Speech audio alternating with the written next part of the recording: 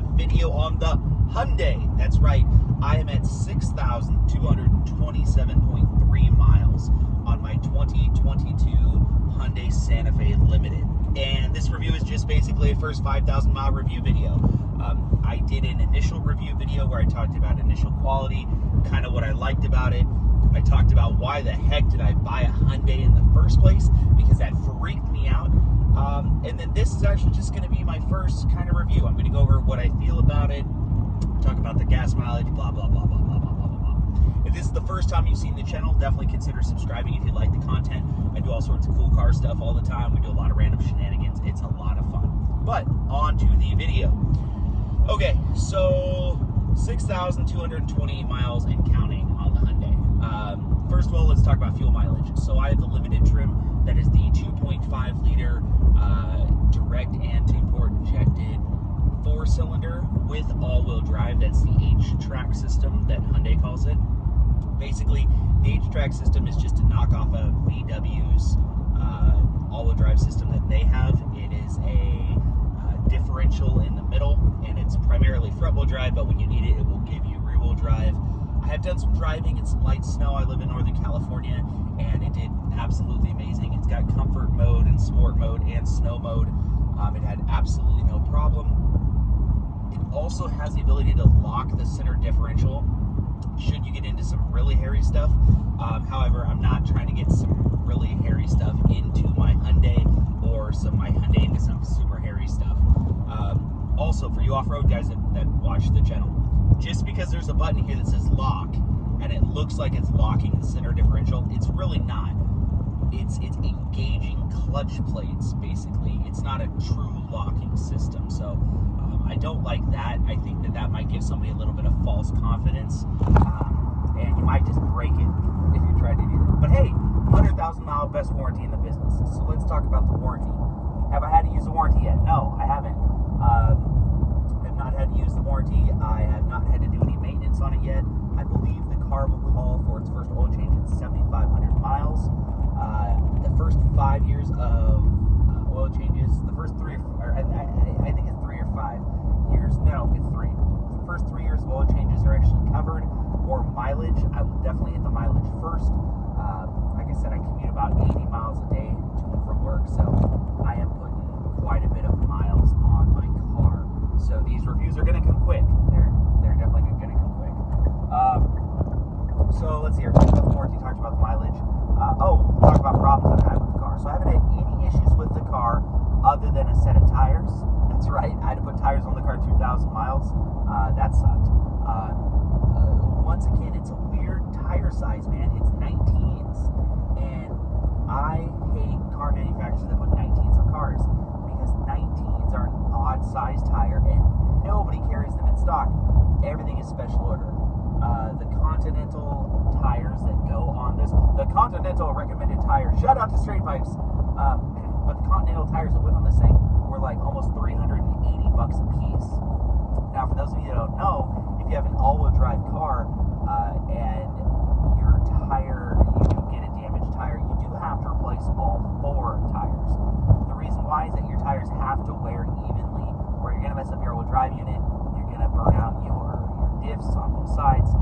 If it's all-wheel drive, they have to be within like an 1/8 or 2/8 or something like that of each other. I don't exactly know what happened. I don't know if it was tire failure. I don't know if I hit something. It's hard to tell. Basically, I got a sidewall puncture directly in the side of my sidewall. It wasn't a puncture because there was nothing in it. In fact, when I took it to the tire shop, they couldn't even figure out like really what it was. It just a little bit of air bubbles leaking from the side of the tire. I could have scraped it up against a curb.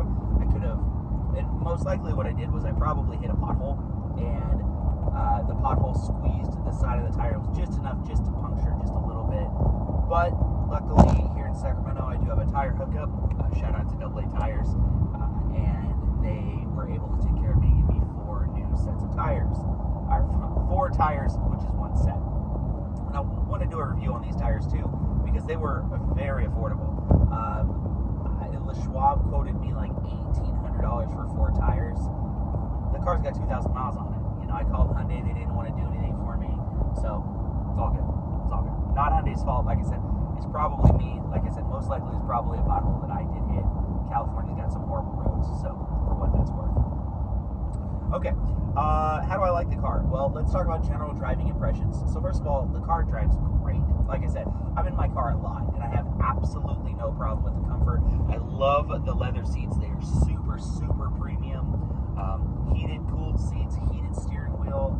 It is just amazing. It is so comfortable in here. It's big, it's roomy, and it fits my family. So I have a family of 5, and I have myself, my wife, and then a 12-year-old, a 10-year-old, and then a 2-year-old. So the 2-year-old is in a car seat. In some of my videos, you'll probably see a car seat directly in front of me. If you look back here, she's actually facing forward now, which means my other 2 kids have to sit next to each other, which is hilarious. But let me tell you why I opted for this and not a 3-row. So when I was shopping for this, I was cross-shopping it directly against the Palisade. I was like, the Palisade or the Santa Fe. Palisade or the Santa Fe. And the problem is that most of the time, I'm in my car alone. Like I said, the most miles I put in my car, I'm in my car alone. And the only option that they had in the Palisade was the V6 option. And I didn't want the V6 option at all. I wanted the fuel mileage, and we'll talk about fuel mileage in just a minute. But I wanted the turbocharged motor. I wanted the DSG, which is the dual sport transmission, or the dual clutch transmission. I really, really, really wanted that stuff, because if I do want to drive the car spiritedly, I want to be able to. And that's the thing. That's the balance I'm always telling people that I need. It's the balance of a car that's big enough to fit my family, a car that is nice enough luxury-wise for me, yet sporty enough so that I can drive it sporty and still have a good time and look good, okay? Those four categories are huge to me. And I think that's why I bounce around from car to car so much, because I have trouble finding something that's going to be in that category. You know, I really, really do. Something that's big enough for my family. And what's great about the Santa Fe is that the Santa Fe is so roomy inside. I mean, the back seat is absolutely huge. It's a very wide car. So it does fit everybody. Now, it does not have 3 rows of seats. That is kind of a gripe to me. Now, 3 rows of seats has pros and cons. And let me explain what I mean by that. A 3-row T1, like a Volkswagen T1, right, which might be something you're cross-shopping this directly against, does have the option to have 3 rows if it's front-wheel drive, which is weird. But anyways, the 3rd row is almost not usable. It's so small, it's hard to get into, and then you have 0 trunk space. So if you want a 3-row SUV, don't go for like a sport SUV like this. Like, this mid-size SUV is really more of like a sport SUV than anything, because it's not as utilitarian. So you do have a ton more space in the back, because originally this chassis was designed to have 3 rows of seats, and it only has 2. So you get extra leg room in the back seat, and then you get absolutely a ton of room in the back. I worked for a college, and I did this big barbecue. I put $1,000 worth of barbecue groceries in the back of this thing. No problem. Absolutely no problem. $1,000 worth of food, which is great. So that's always super exciting to see that it can do that.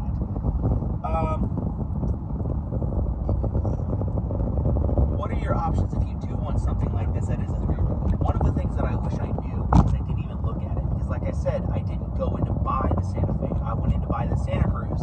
Santa Cruz was too small, so I kind of fell in love with the Santa Fe.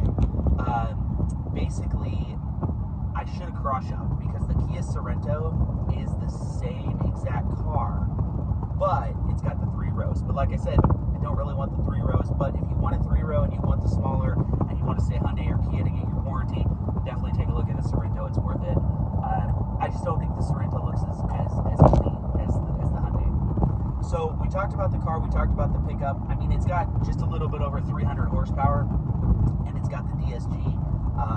This thing has absolutely no problem taking on hills, going up mountains, passing at speed, getting on the freeway. Absolutely no issues whatsoever, which is great. Good job, Hyundai. Now let's go on to the looks. Okay, arguably, this is probably the best looking SUV out there. I know what you're going to say. You're going to be like, oh, but it's a Hyundai. I know it's a Hyundai, and that's why it's the weirdest thing to me is that it looks so good. It looks so premium in front of it, especially in this limited trim with the big bold chrome grille and the LED fangs that are on it. It looks like a freaking saber-tooth tiger, okay? It looks like a saber-tooth tiger, which is cool. It does look good. It's got good body lines, and I love the color. Like I said, I'm kind of a slut for white, but I like white cars. I really do, and I think that the white crystal metallic on this is really pretty. All right, last thing I really want to talk about more than anything is, because I've talked about space and all that stuff, like I do like about the cars. The last two things. One of them is gas mileage. So over 6,238 miles, I've averaged 22.4 miles to the gallon, and I spent 84 hours in my car with car driving. Now, that average 22.4 miles per gallon is low. It is really low, actually, compared to what Hyundai says you should be getting. The Maroni says that you should be getting 27 now. Don't get it wrong. I do get 27 on the freeway, but to get 27, I have to be going like 62 miles an hour. I will tell you, if I do 55 and watch my video on how to save money on gas, if I do 55, this car will get 34 miles to the gallon, which is amazing for how much power that it does have. All right, now my gripes. What don't I like about it? Obviously, number one, it doesn't mind. The limited trim that I have does not have a tow hitch on it. I really wish it had a tow hitch. The tow capacity for this thing is like 3,500 pounds or something like that. I do have a side-by-side, which is about 1,800.